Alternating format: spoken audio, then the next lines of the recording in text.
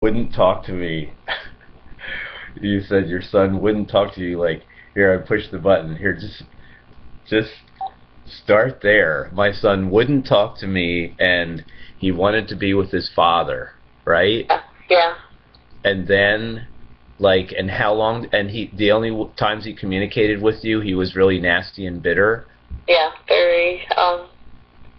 And then when did he go in the military?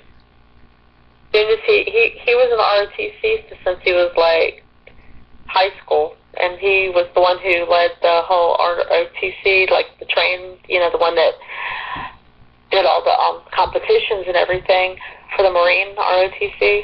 Uh-huh. And so he went right into the Marines. He actually ran away to Canada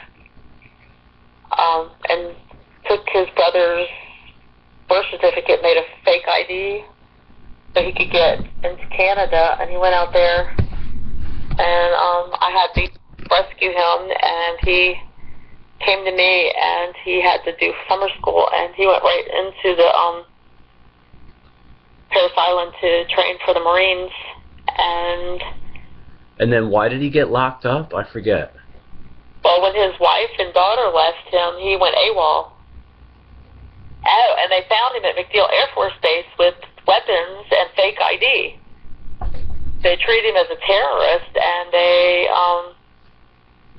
locked him up, and then they put him in prison for 2 years.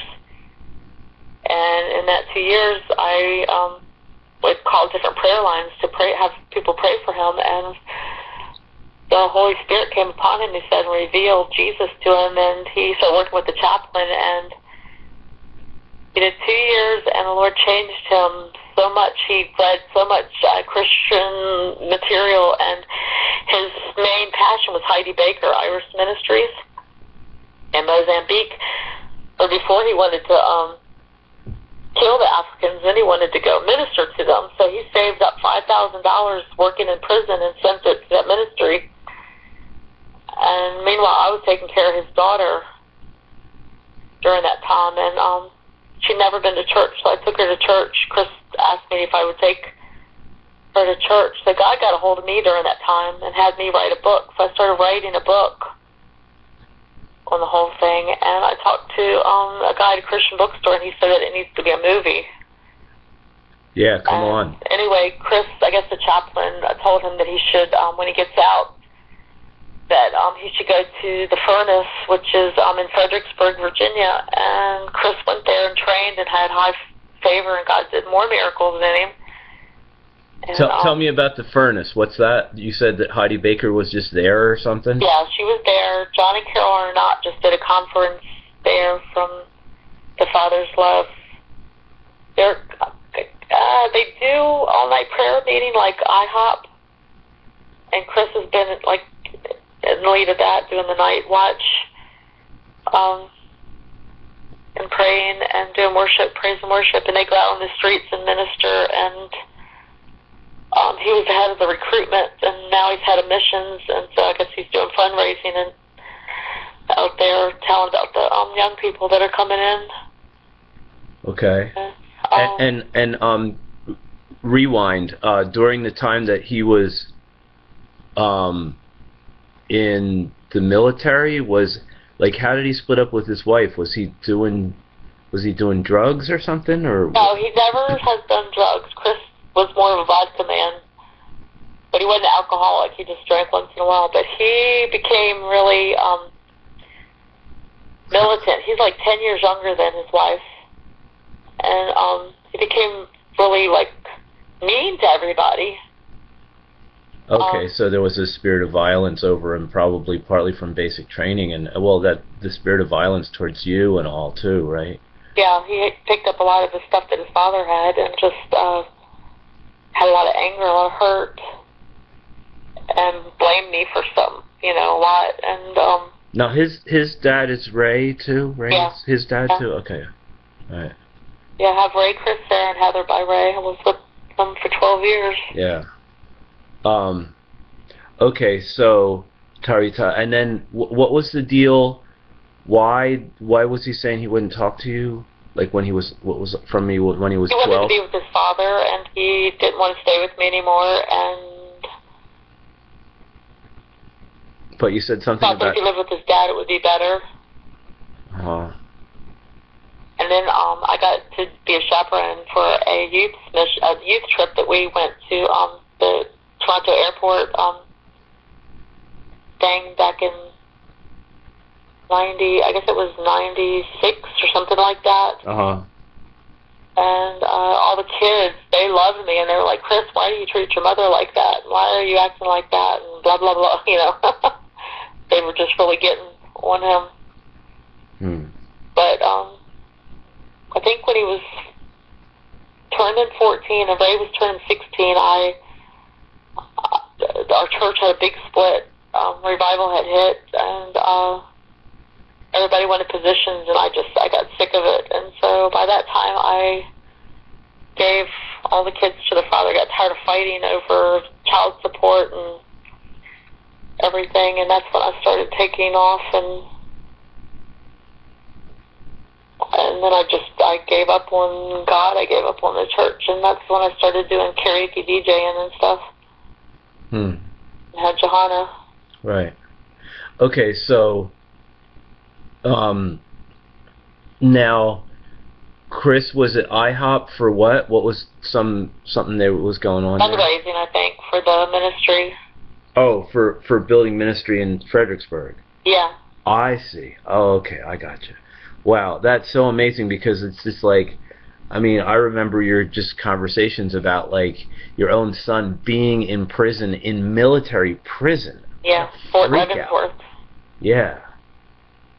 So is This is the best thing that ever happened to him. Is he reconciled with his wife and daughter? She divorced him. Oh.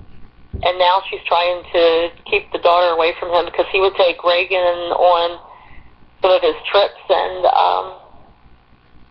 she got saved, and she would pray for people with Chris, and I guess she'd go back and tell her mom's story. So her mom, she works with mental health. She's like a counselor or whatever, and she's saying that Chris is in a cult, and that she doesn't want Reagan around her father, and wow. Yeah, so he's going through that pain, and I said, it's the same stuff I went through. The same battle I went through, because I fought for my kids, because their father didn't want to serve God, and so I had to fight for that, and that's why I guess I got so hurt, because I prayed for his salvation for so many years, and all he did was persecute and attack me. Yeah, you know, it's so funny. I just did a recording on my YouTube about how, look, if you're going to hang on to God, expect things to blow up in your face. Expect the persons that are supposed to be the best for you to actually turn around and be your enemies. You've got to be ready for everything to blow up, and only trust God. And stay with a heart of kindness towards people, or a gentle separation from them. You know, I mean, it was weird. I just got hit with this message of like, look, you're heading in, you're going to get miracle signs and wonders. God's love's going to flow through you. But the things that seem like they should be happening are going to blow up in your face, and you're going to have to deal with precisely like the worst nightmares. It's so amazing. All right, I really appreciate that review. I know you're trying to deal with some car problem and all that kind of stuff, but I just got hit with like, I mean, all I remember is like the kid's locked up in some military prison, and now he's in Fredericksburg, Virginia, getting high and helping others like be friends with God. How good is that? Jesus. And Johanna's in there with 5 Bibles on the 3 Bibles on the floor, getting messages from God all night long. Okay, well, praise God for all of that. That's a wonderful report. Yeah. I need prayer, and I need a starter, because they're going to step out in faith and try to get my car going. So I'm going to start packing my stuff up again. Yeah. I told the lady, she said she had somebody wanted to look at the cottage. I said, well, go for it. Go let somebody, do it. And, she kind of looked at me, and I don't care. I'm not going back to Bible school. I'm done. So there's no sense for me to even, You know, I know by now that when the door's shut on me, that means I'm not supposed to be somewhere. Yeah. Well, go forward and be satisfied, because God is the satisfaction. I haven't seen my son in 4 years, but if you look at that video I did on YouTube called Our God by Paraclete Productions. I haven't even looked at you. You have something on YouTube? If you, it's funny, I didn't even audition for it, but if you look up, it's called Our God under Paraclete Productions. And it was a video we did. That was one of our classes we did. And I got picked to be a part. And it was really amazing because one part... So wait a minute. Wait, hold on. Wait. So I look under Paraclete Productions under the river or under... No, under YouTube. YouTube, Paraclete Productions? Uh-huh. Not like... not using your name, but just Paraclete Productions will get me to it? Yeah, I'm just in one of the videos. Oh, I see. All right. Okay. So, and in the video, what happens? One of the, I don't want to tell you. You look at it and okay. tell me. All right, cool. God just totally orchestrated it, because I haven't seen Chris in 4 years, and I would love to reconcile, because it's my Chris, as when he was a child, when he first gave his heart to the Lord, and now he's back with the Lord, and so he's been one of my biggest prayer people this past year.